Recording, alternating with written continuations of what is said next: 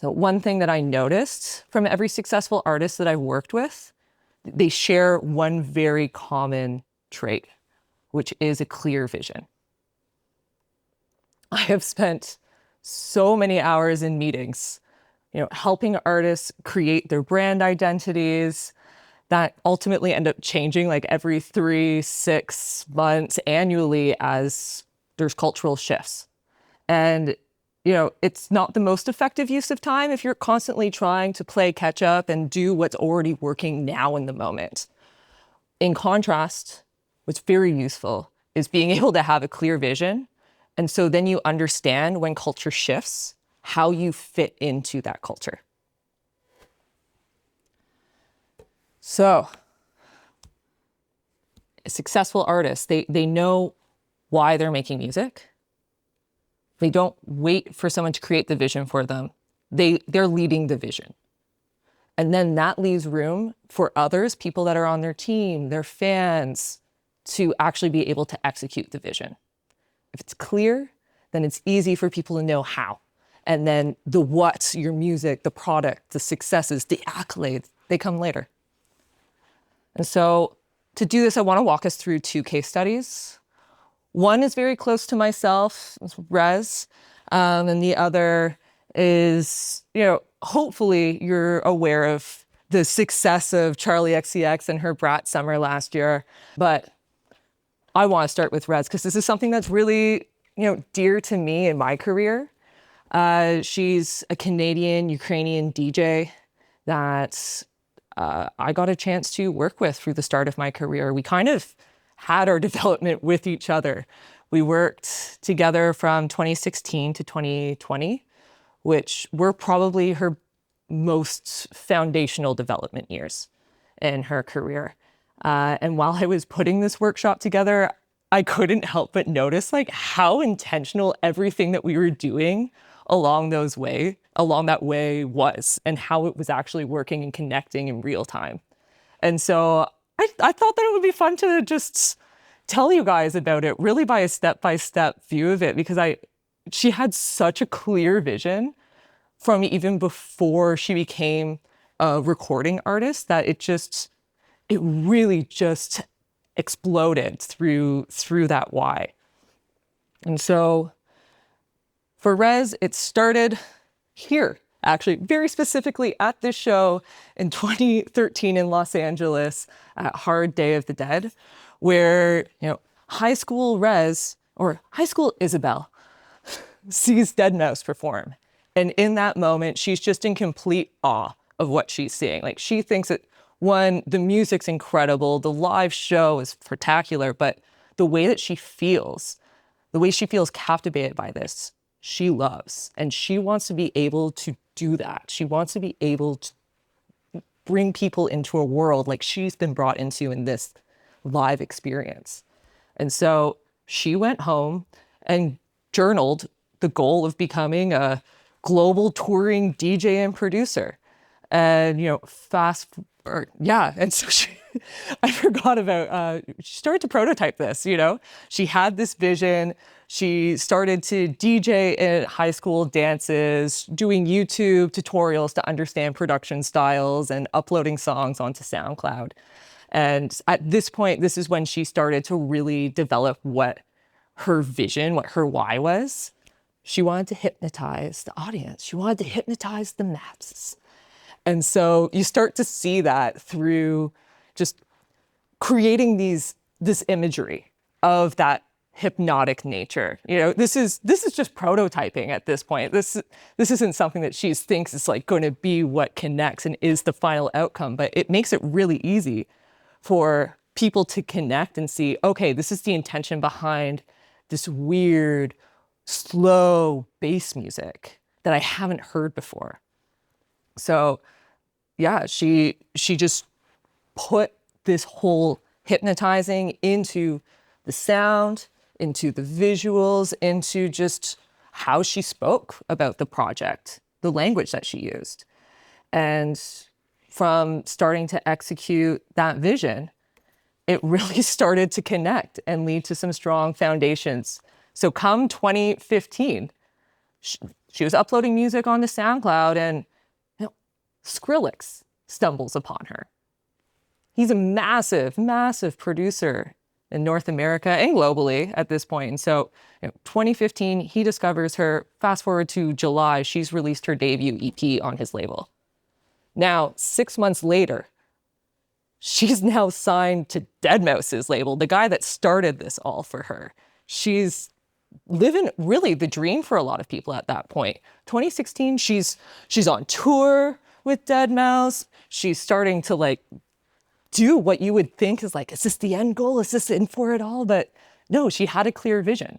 She knew that this was only just a part of the journey. She had to have this moment to be able to get to where she needed to go next. So this wasn't just a stopping point for her. It was maybe just like a catalyst to keep her motivated to keep doing more and more and more. So she gets the goggles actually prototyped and created to become these like glowing, rotating visuals that she brings onto stage. And the visuals, we got the goggles that glow, we have the visuals. Now all of a sudden, it's very clear to an audience what the goal is here. She doesn't even need to say, I'm trying to hypnotize you. You just get it when you go and watch her show, because it's just spirally whoppy. Like, you have to listen to her music to understand truly this intention of putting people in a trance. And yeah, actually, like through this hypnotization, it lended to fans starting to respond back in that way. And they created what became known as the cult of REZZ. And I want to emphasize that REZZ didn't actually name them the cult of REZZ. They took what she was producing of, hey, I'm here to hypnotize you. I want to hypnotize the masses. And they responded to that. And they're like, all right, we will be your cult. We will follow you. And it was cool to see that they created this shared language, a language that she used, but also a language that they used with each other. And she often would, they'd have their own little memes going on in their groups or on Twitter, and REZZ would see that and she would respond to that and integrate that into her show, into the way that she spoke to her audience. I think this was really like the creation of the cult of REZZ was the first sign of how the vision was really connecting. Like, sure, we had these moments along the way, like Skrillex finding her, deadmau5, signing her and bringing her on tour. Like, these are obvious moments that like something's working. But when the fans are responding and creating their own culture as a response to like why you are making this music, that's when you know something's working. And the industry as a whole started to see that. So then that lended to a lot more opportunities for her, a lot more growth, because they wanted this cult fan base to be buying into them as well. And yeah, like fans weren't just consuming the music, they were consuming the vision, the identity. They were getting tattoos of the spiraling images, her logos, sometimes her actual face. Then there was this family that named a newborn baby REZZ. Like this true nature of the cult like really did like gravitate, and they fed it and they loved it. Yeah, it was a lot of fun to really be a part of that. And I think we're all really connected was around the end of 2017, where she released an album called Mass Manipulation. And in this, it wasn't just an album. She also released a comic book, which included a story of REZZ, this alien from Neptune that's come down to Earth and stumbles across these humans that learn that she has the ability to hypnotize people listening to music. Like, now we've just straight up told people, like, this is what you're doing.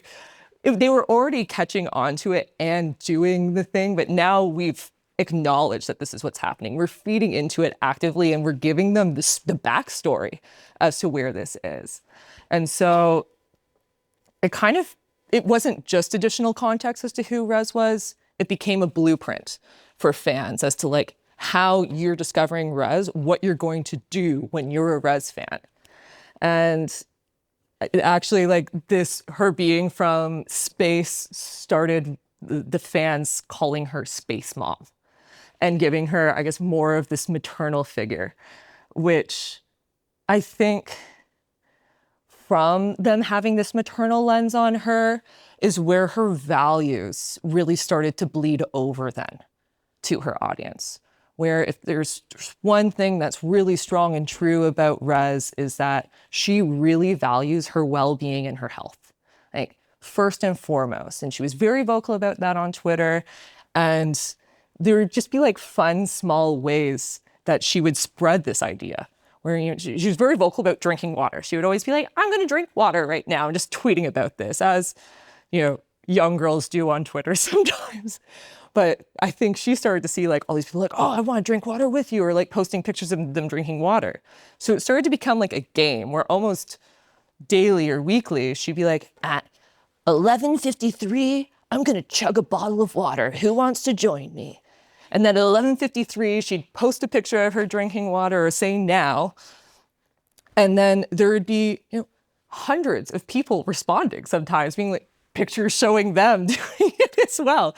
Like it became inside jokes that they were just doing, you know, water drinking contests.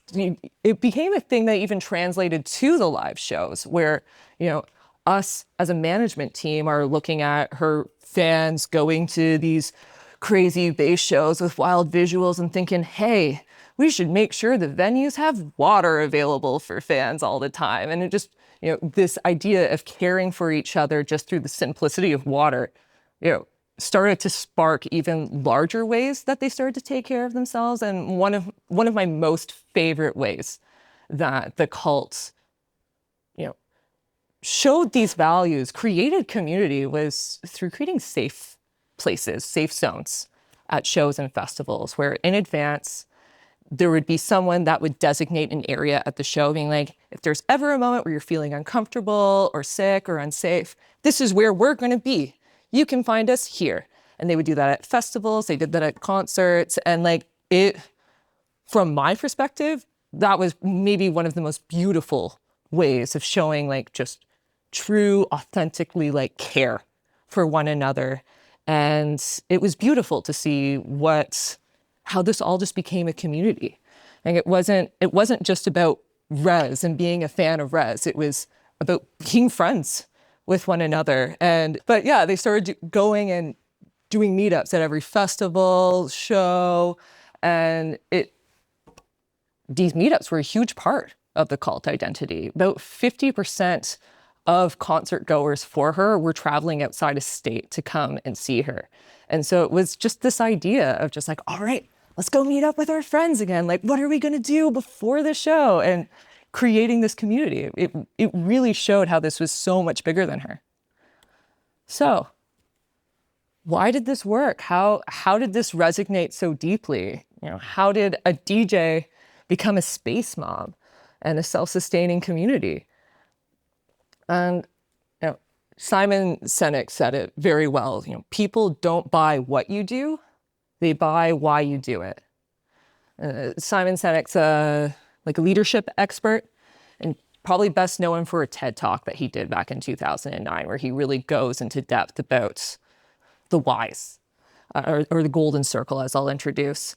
And he argues that successful leaders and brands, the success doesn't start with the what, it's the why.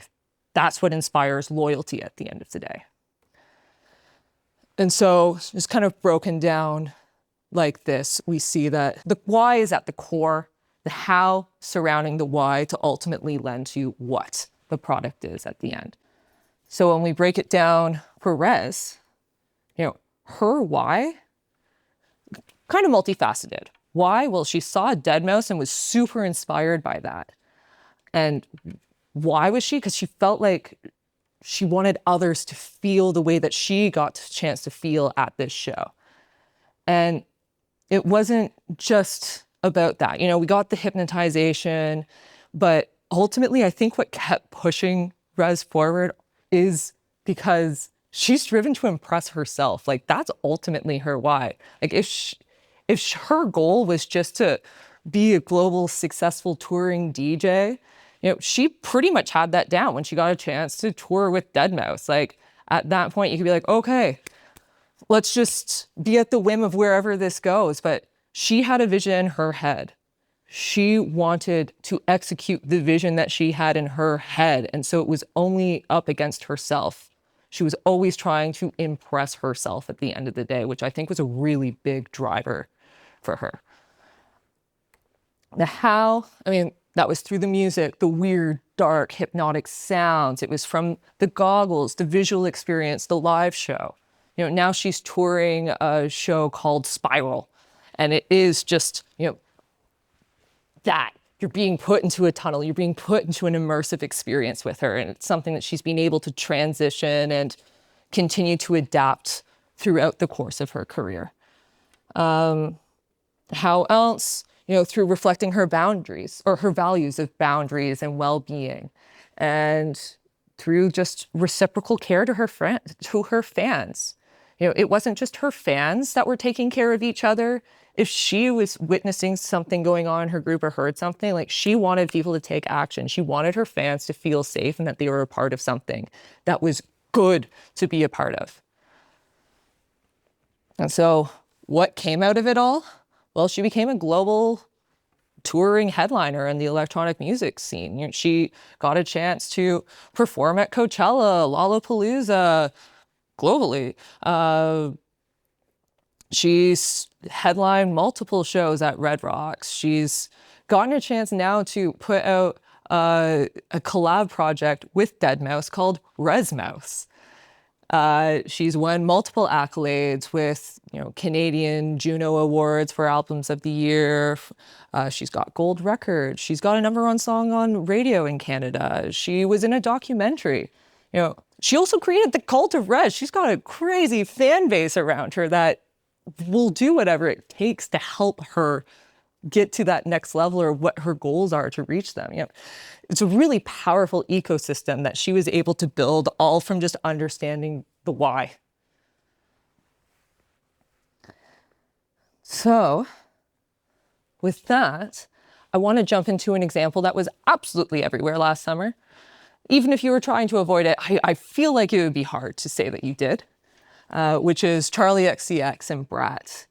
And I think the outcome of what Brat was so incredibly intentional because they understood, you know, what their intention was there. And I think when you see what Charli's journey has been over the course of her career, it makes a lot of sense as to how this was able to have the impact that it did. And so, unlike REZZ, Charli's path hasn't necessarily been super linear or like straightforward. Which is, I guess, very reflective of who Charli is. She started off 14, posting songs on MySpace, lending her to get invited to perform in warehouses in East London with her parents accompanying her. And, you know, by the time she's 16, she's signed to Atlantic. And so, you know, fast forward 2012, she's got the song with Iconopop. I love it. You know, this is everywhere on the radio. And I think this is really starting to propel her into being a name that people knows. She then has a song with Iggy Azalea, Fancy, which goes #1. And then Boom Clap, a solo single that really was that a top 5 record?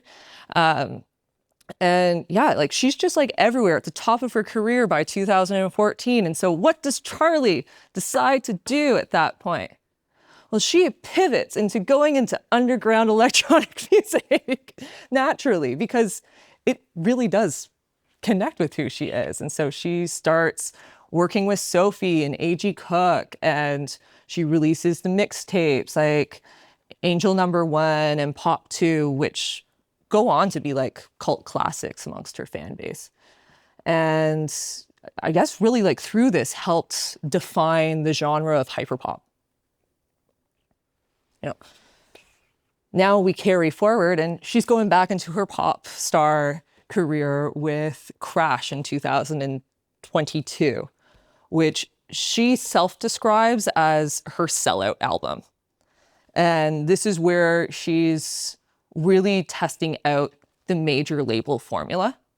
She's doing choreographed live shows. She's got big collaborations on her record. She's got radio ready singles, and she's doing that very traditional marketing rollout. She's doing what the label wants her to do to become a pop star. And, you know, when that's all done and dusted, that kind of brings the room for what becomes Brat, which is raw and chaotic, club driven, kind of the opposite of what she was just doing with Crash, with that strong, iconic neon branding. And she creates that Brat energy that people are buying into. And I think there's three core values that really resonate when I think of Charli. And that's authenticity through just like her realness over her being a very polished pop star, creative freedom. She thrives on experimentation. Those are always like the biggest points in her career, or at least for fans when they look at her career, is when she's in her experimentation phase. And just like being defiant of norms. She's an outsider insider. She's in the scene, but she's on the outside of the scene. And I think that gives her a place to be a bit of a rebel in it all. And I think these three values, they do show up throughout her journey. You know, we see that with her underground, going back to doing mixtapes and exploring that hyperpop scene.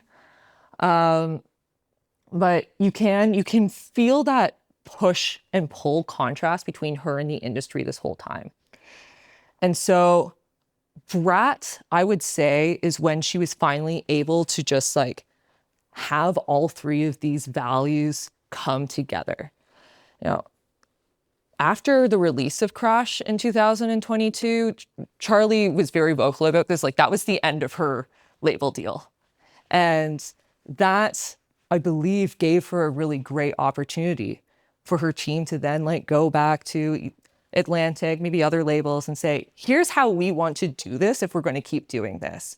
Like when she did her pivot and doing her mixtapes and, doing the things that were fun for her, that didn't actually count against her album deal. So while she was free to do what she wanted, she was still not necessarily free from the confines of her contract.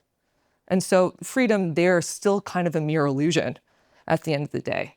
But Brat, she was able to say to the label, here's what this is going to be. Here's how we're going to do this. And as a result, we're seeing all three of these values come together in a really like thoughtful way that ultimately connects. And we start to see Brat become a cultural moment. We see this with, the lime green imagery. It's very simple, and it's something that's very easily that fans were able just to gravitate onto and replicate for themselves, with themselves. We started to see words get claimed, Brat Summer, So Julia, seeing edits of things, people making their own dances. And we even saw this then spill over into like the US presidential race, where Kamala Harris used this imagery in her campaign. So why do we think that Brat worked? Well, she was able to reclaim pop as being raw, honest, rule-breaking. Charli's aim, it wasn't for something to be fresh and polished at the end of the day. She wanted something that existed in the contradictions of human complexity. She was looking for being hot but messy, being cocky but insecure. You were able to see that through the course of this campaign. That was something that I think was very easy for people to connect to on a very human level. And ultimately, she wanted to try and create a cultural moment, something that had an energy to it. So how was she then able to have people claim Brat energy? Well, from first, that very clean, simple, bold aesthetic. The green was something that was very easy for people to grab onto. I started seeing people wear green like I've never seen people wear green before, truly.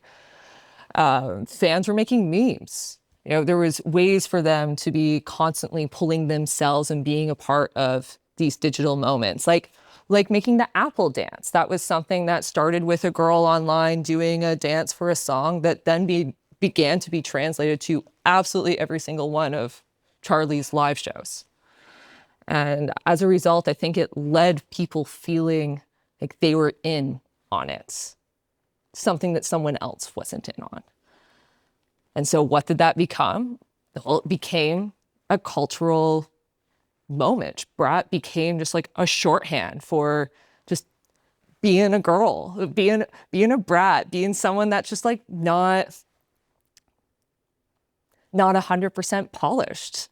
So Julia became just a catchphrase that people love to associate to someone that was being a brat. It was just like subcultures of subcultures. There was a language that was created through these fans, through this moment.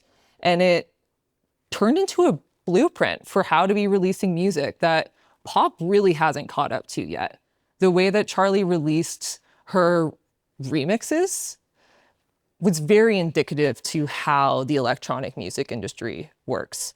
Like, she did the remix album, which more or less were just collaborations of completely new songs with some fundamentals that came from, some inspiration that came from these initial songs. And that's what remix culture is within the electronic music scene. That's what's bridging different fans. You can get a dubstep version of a popular house song made and attract entirely new fans to know who you are and to know your song. And that was that sort of intention that she was doing here, which I don't know about you guys, but I haven't seen anyone have anything remotely as culturally impactful this year as this was last year.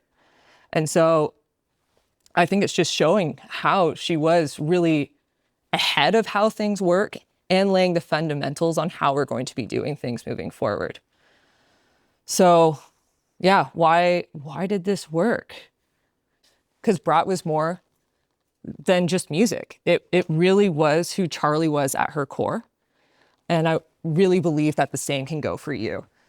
The clearer that you know your identity, the clearer it is for how people can connect with you beyond just a surface level.